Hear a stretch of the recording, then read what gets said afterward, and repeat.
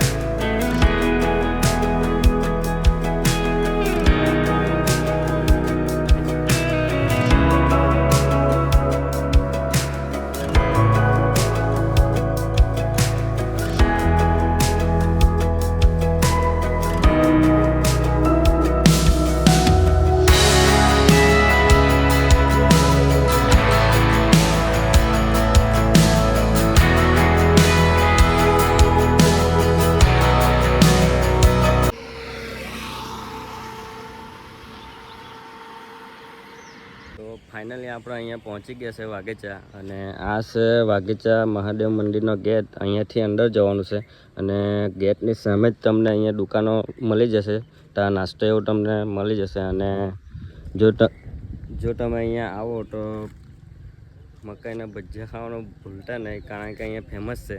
તો ચાલો આપણે હવે જઈએ અહીંયાથી અંદર।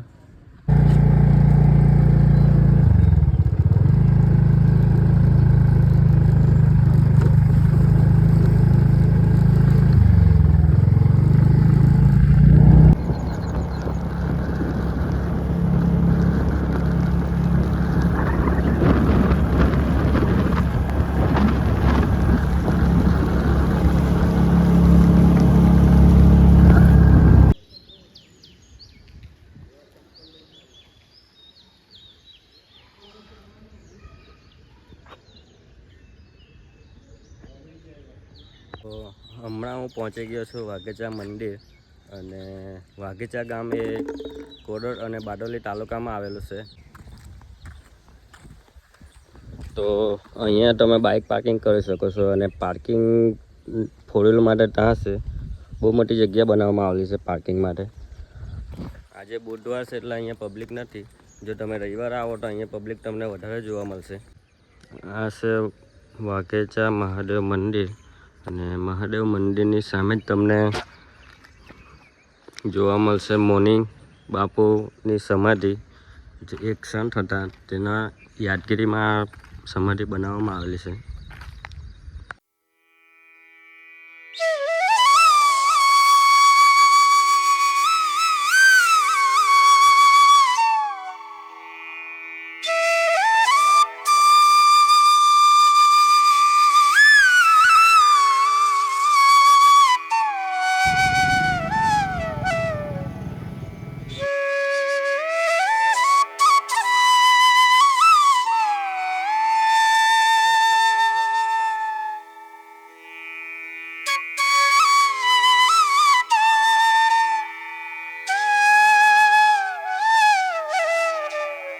તો આ જે મંદિર છે મારી પાસે તમે જોઈ શકો છો, એ વાઘેચા શિવ મંદિર છે।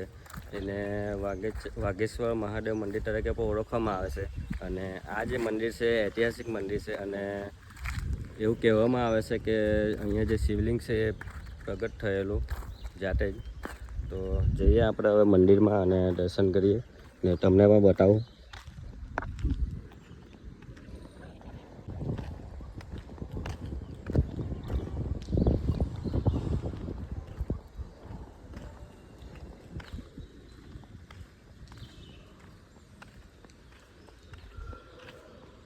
તો અહીંયા ભોજનાલય પણ આવેલું છે, તો ફ્રી અહીંયા જમવાનું મળે છે।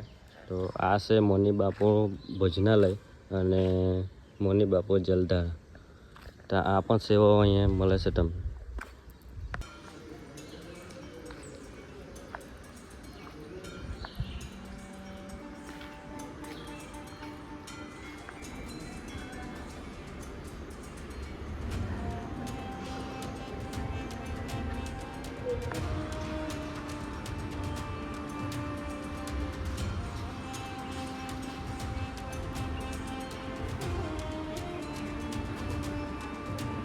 તો આ છે મહાદેવનું મંદિર અને મંદિરની સામે જ અહીંયા હનુમાનજીનું છે મંદિર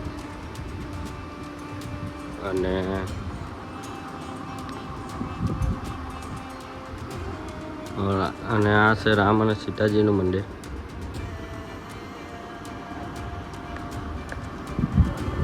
તો હવે આપણે જઈએ મંદિરમાં અને તમને પણ દર્શન કરો. તો આ છે મંદિર મહાદેવનું, તેને વાઘેશ્વર મહાદેવ મંદિર તરીકે પણ ઓળખવામાં આવે છે. તો ચાલો જઈએ આપણે દર્શન કરીએ.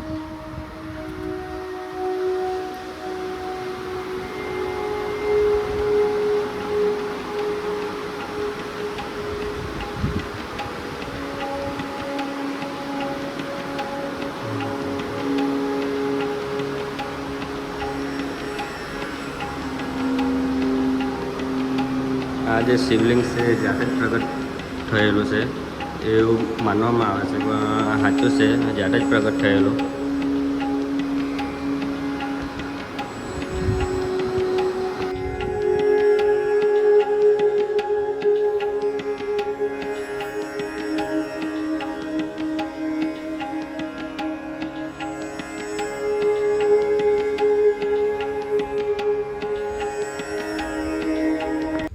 આ જે વાઘેચા મંદિર તાપી નદી કિનારે આવેલું છે અને એવું કહેવામાં આવે છે કે પાંડવો જ્યારે અહીંયા વનવાસ કરવા માટે આવ્યા હતા ત્યારે ભીમના પગલાં અહીંયા છપાઈ ગયા હતા, તે પણ અહીંયા જોવા મળે છે. અને આ જે મંદિર છે વાઘેચા શિવ મંદિર મહાદેવ મંદિર, જેને વાઘેશ્વર મહાદેવ મંદિર તરીકે પણ ઓળખવામાં આવે છે. અહીંયાના લોકોએ વાઘેશ્વર મહાદેવ મંદિર તરીકે નામ રાખ્યું છે અને તમે જોઈ શકો છો ત્યાં પણ હનુમાનજીનું મંદિર છે.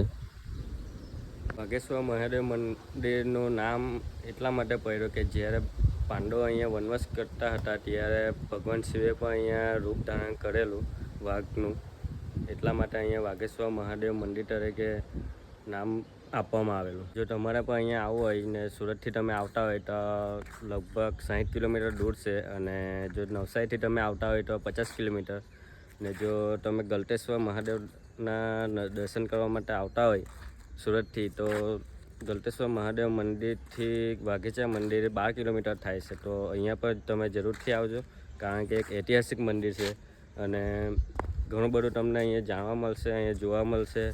મંદિર પણ એટલું સરસ છે કે તમને અહીંયા ગમશે અને એટલું શાંત વાતાવરણ છે.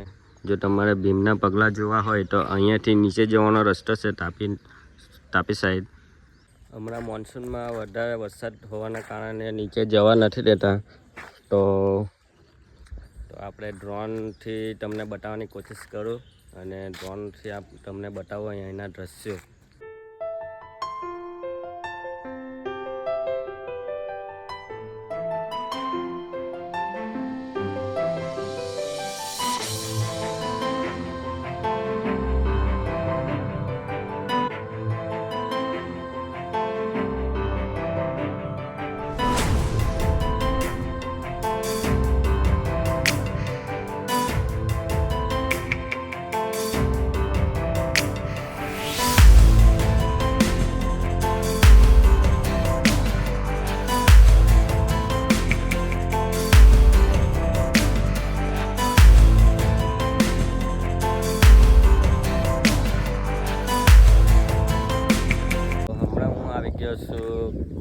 વાઘેચાના ટોપ પોઈન્ટ પર, જ્યાંથી નજારો એટલો ખૂબસૂરત દેખાય છે તાપી નદીનો અને વાઘેશ્વર મહાદેવ મંદિરનો, તે પણ તમને બતાવું. જો